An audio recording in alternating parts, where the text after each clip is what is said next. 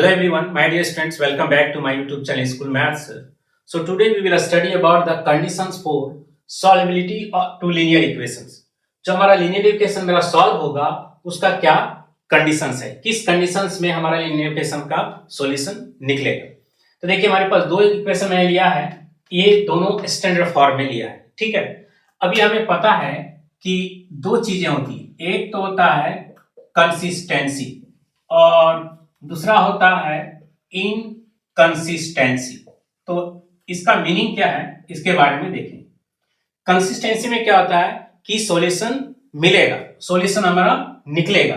तो इसमें दो सिचुएशन होता है, एक हमने क्या बोला, कंसिस्टेंसी में उसका लीनियर इक्वेशन सॉल्व होगा और एक्स वाई का वैल्यू फाइंड आउट होगा। तो इसमें भी एक है कि यूनिक सॉल्यूशन। कहने का मतलब क्या है कि इन दोनों में से दोनों इक्वेशन को जब सॉल्व करेंगे तो एक्स और वाई का एक वैल्यू निकलेगा, एक्स का 1 वाई का 1 वैल्यू निकलेगा। दूसरा क्या है कि इनफिनाइट निकलेगा, इनफिनाइट मेनी सॉल्यूशन निकलेगा, ठीक है। तो इनफिनाइट मेनी सॉल्यूशन में क्या होता है कि उसके एक्स और वाई के इनफिनाइट वैल्यू निकलेंगे। वो कैसे होता है, क्या कंडीशन होता है बताएंगे। अभी इनकंसिस्टेंसी में क्या होता है कि नो सॉल्यूशन, मतलब इस दोनों इक्वेशन को सॉल्व करके एक्स वाई का वैल्यू आप निकाल नहीं सकते हैं, ठीक है। तो ये है इनकंसिस्टेंसी और कंसिस्टेंसी। अभी देखिए जब हम सॉल्व करेंगे तो यूनिक सॉल्यूशन निकलेगा, इसका क्या कंडीशन है। तो कंडीशन मैं यहां पे लिखता हूं, यहां पे जो a1 है और a2 है ये डज नॉट इक्वल टू होगा b1 बाय b2, ये मेरा कंडीशंस होगा यूनिक सॉल्यूशन के लिए। दूसरा इनफिनाइट मेनी सॉल्यूशन। तो इनफिनाइट मेनी सॉल्यूशन में क्या होता है कि जो a1 by a2 equal to होगा b1 by b2 equal to होगा c1 बाय c2। अगर इन दोनों इक्वेशन को इसमें से a1 b1 c1 a2 b2 c2 का वैल्यू यहां पुट करेंगे, सभी एक दूसरे के बराबर आ जाएगा, तो हम बोल देंगे कि उसका क्या है, इनफिनाइट मेनी सॉल्यूशन है। नेक्स्ट क्या है, नो सॉल्यूशन, मतलब सॉल्यूशन ही नहीं निकलेगा। तो उसके लिए क्या है कि जो हमारा a1 by a2 equal to b1 by b2 होगा, लेकिन does not equal to c1 by c2, ये हमारा कंडीशंस होगा नो सॉल्यूशन के लिए। तो आप इसको नोट कर लीजिए पहले, क्योंकि इससे रिलेटेड बहुत सारे सवाल आते हैं, उससे रिलेटेड हम लोग सवाल अभी बहुत सारा करेंगे जो एग्जामिनेशन पॉइंट ऑफ व्यू से इंपॉर्टेंट है। तो आप याद रखिए इनकंसिस्टेंसी में नो सॉल्यूशन और इसका कंडीशन ये रहेगा, और इनफिनाइट सॉल्यूशन में ये रहेगा, और कंसिस्टेंसी का यूनिक सॉल्यूशन जब आएगा तो ये रहेगा। अब ये है कि सॉल्यूशन क्या रहेगा, सॉल्यूशन क्या रहेगा, यूनिक सॉल्यूशन में सॉल्यूशन क्या निकलेगा। तो इसमें आप याद रखिए यहाँ पे जो x का जो वैल्यू निकलेगा वो फॉर्मूला है, यहाँ पे फॉर्मूला आप नोट कीजिए, b1 और c2, b1 into c2 minus b2 c1 by a1 b2 minus a1 b2 minus a2 b1, इधर से करेंगे। देखिएगा b1 c2 को मल्टीप्लाई करेंगे, माइनस करेंगे b2 c1, और नीचे जो डिनोमिनेटर होगा वो a1 b2 minus a2 b1, ये x का वैल्यू निकल जाएगा। इन दोनों से सब अगर x a1 सारे कांस्टेंट का वैल्यू मालूम है, आप यहाँ पे पुट करेंगे तो x का वैल्यू निकल जाएगा। नेक्स्ट है y का वैल्यू। तो y का वैल्यू कैसे निकालेंगे, यहाँ पे a2 c1 sorry multiply a2 c1 minus a2 c1 के बाद a1 c2 और बाय क्या होगा a1 b2 minus a2 b1, ठीक है, b1, ठीक है। तो ये हमारा हो जाएगा y का वैल्यू, सारे का वैल्यू यहां से कलेक्ट करके यहां पुट करेंगे, y निकल जाएगा डायरेक्टली। तो ये है यूनिक सॉल्यूशन, जब आएगा तो इसका सॉल्यूशन निकालने का है, ठीक है। इसे फॉर्मूला की तरह याद रखिए, b1 c2 minus b2 c1 by a1 into b2 minus a2 b1, y is करके a2 c1 minus a1 c2 bye a1 b2 minus a2 b1। देखिए डिनोमिनेटर पार्ट क्या है, यहाँ पे सेम है।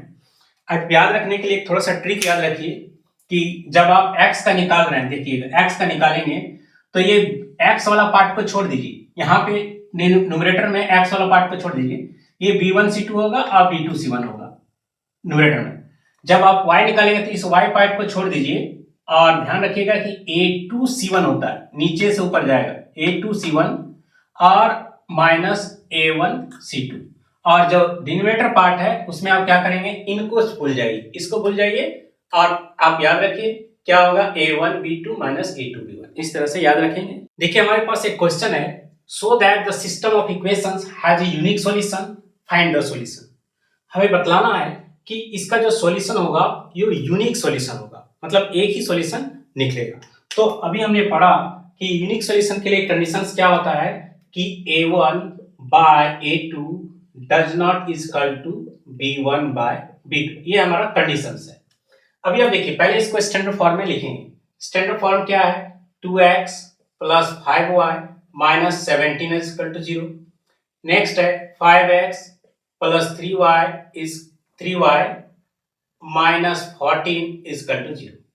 अब आप कंपेयर करेंगे स्टैंडर्ड फॉर्म से, तो स्टैंडर्ड फॉर्म आपको पता है a1x b1y plus c1 is equal to 0 और a2x b2y प्लस c2 बराबर 0। जब आप कंपेयर करेंगे तो a1 का वैल्यू आपको यहाँ पे क्या मिल रहा है 2, b1 का वैल्यू क्या मिल रहा है 5, फिर a2 का वैल्यू आपके पास क्या है 5, यहाँ पे देखिए b2 इसका वैल्यू क्या है 3।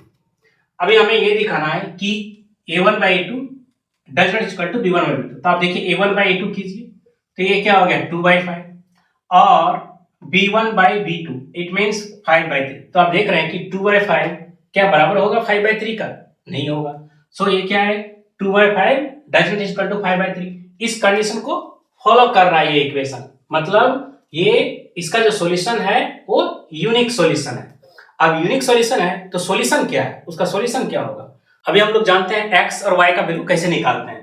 तो x का वैल्यू क्या हो जाएगा, यहाँ पे b1c2 minus b1c2 minus b2c1 bye a1 b2 minus a2 b1।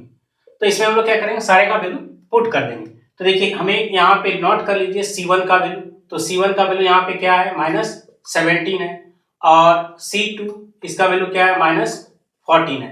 तो आप इसमें रख दीजिए b1 और c2 14 इंटू 5, देखिए 14 5 70, चूंकि माइनस साइन है तो ये क्या हो जाएगा -70।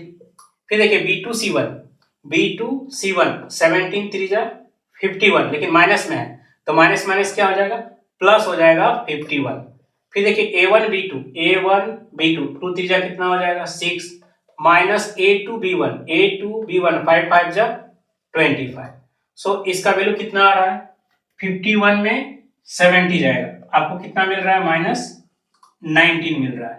6 में 25 यानी -19 मिल रहा है। सो ये क्या होगा कैंसल आउट होके आपको 1 नेगेटिव नेगेटिव भी कैंसिल हो गया। सो आपने क्या देखा x का वैल्यू 1 आ गया। अभी आप देखिए हमें y का वैल्यू निकालना है, तो y का भी फॉर्मूला क्या होता है, हमें जब y निकालना है तो फॉर्मूला क्या है a2c1 minus a1c2 bye a1 b2 minus a2 b1, ये हमारा फॉर्मूला y निकालने का है। तो a2 आप देखिए a2 और c1 यानी 17 5 जा -85 हो गया, नेगेटिव साइन है, माइनस a1c2 14 2 जा 28, लेकिन माइनस है तो ये प्लस बन जाएगा 28। फिर a1 b2, अभी नीचे का वैल्यू तो सेम ही रहता है तो 6 - 25 ही रहेगा, डायरेक्ट आप लिख लीजिए। अभी देखिए यहाँ पे 15 में 8 गया, यहाँ पे मेरा कितना हो जाएगा 15 में 8 गया 7 में 2 जाने से हमारा हो गया 5, तो ये -57, ये -19, नेगेटिव नेगेटिव कैंसल आउट हो गया 19 3 जा। सो आपने क्या देखा y का वैल्यू 3 आ गया।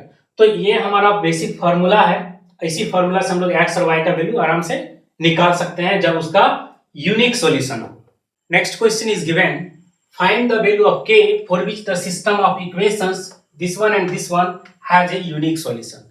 तो हमें k का वैल्यू निकालना है जिसके कारण से किस k के वैल्यू के लिए इन दोनों का जो सॉल्यूशन निकलेगा वो यूनिक सॉल्यूशन होगा। तो देखिए सबसे पहले हम लोग क्या करेंगे, इसको स्टैंडर्ड फॉर्म में लिखेंगे। ये क्या है kx प्लस 2y माइनस 3 बराबर 0। नेक्स्ट है 3x प्लस 6y माइनस 10 बराबर 0। और आपको स्टैंडर्ड फॉर्मूला लीनियर इक्वेशंस का पता है, जब आप कंपेयर करेंगे तो यहाँ पे देखिए a1 का वैल्यू क्या आएगा k और b1 का वैल्यू आएगा 2 और c1 का वैल्यू आएगा -3। एक्चुअली c1 का जरूरत नहीं पड़ेगा, a2 इसका वैल्यू 3, B2 इसका वैल्यू 6 और C2 इसका वैल्यू -10। तो हमें पता है यूनिक सॉल्यूशन के लिए क्या होना चाहिए। तो यूनिक सॉल्यूशन के लिए हमें पता है A1 by A2 does not equal to B1 by B2। ये हमारा कंडीशन है। तो हमें इसमें A1 A2, तो A1 का वैल्यू K और A2 का value 3 does not equal to 2/6 हमने यहाँ पे से वैल्यू लेके यहाँ पे रख दिया। अभी देखिए ये क्या हो गया 3, सो अभी 3 भी निकल जाएगा, है ना। तो k does not equal to 1। हमारे पास क्या आया कि k का वैल्यू 1 के बराबर नहीं होना चाहिए, ठीक है। k का वैल्यू एक कंडीशन से आ गया कि इस कंडीशन में क्या होना चाहिए, ये यूनिक सॉल्यूशन आपका नहीं निकलेगा। k का वैल्यू जब 1 होगा तो यूनिक सॉल्यूशन नहीं निकलेगा। तो कब निकलेगा, तो except the k equal to 1, so the system of equation will have a unique solution for all real value of k except k is equal to 1। k का मान 1 को छोड़ के, k is equal to 1 को छोड़ के कोई का वैल्यू कुछ भी पुट कीजिए, उसके लिए इसका क्या होगा, सॉल्यूशन निकलेगा।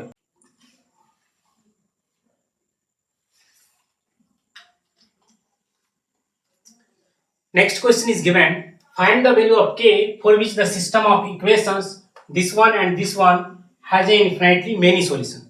तो पिछला सवाल हमने देखा यूनिक सॉल्यूशन, अब हमें क्या कह रहा है कि k का वैल्यू निकालिए जब इसका इन्फिनिटली मेनी सॉल्यूशन निकलेगा।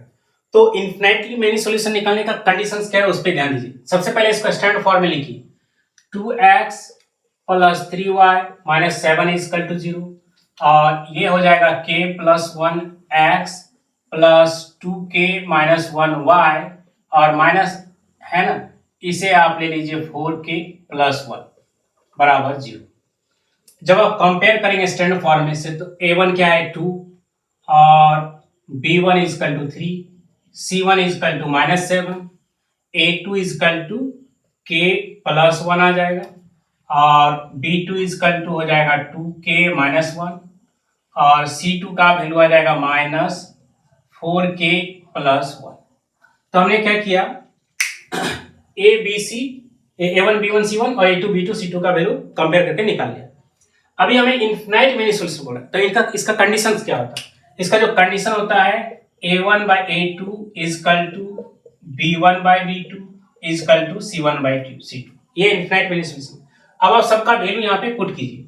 जब आप वैल्यू पुट करेंगे तो यहाँ पे क्या आएगा, 2/k + 1 = यहाँ पे देखिए b1 by b2, so 3/2k - 1 क्या हो जाएगा, -7/-4k + 1, ठीक है। तो यहाँ पे आप क्या करिए, माइनस माइनस है तो माइनस को आप कैंसिल आउट कीजिए।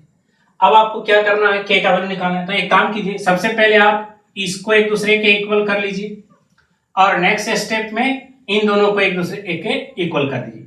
तो पहला स्टेप में मैं देखता हूँ इसको, 2 क्या है, k + 1 = 3/2k - 1, क्रॉस मल्टीप्लिकेशन कीजिए।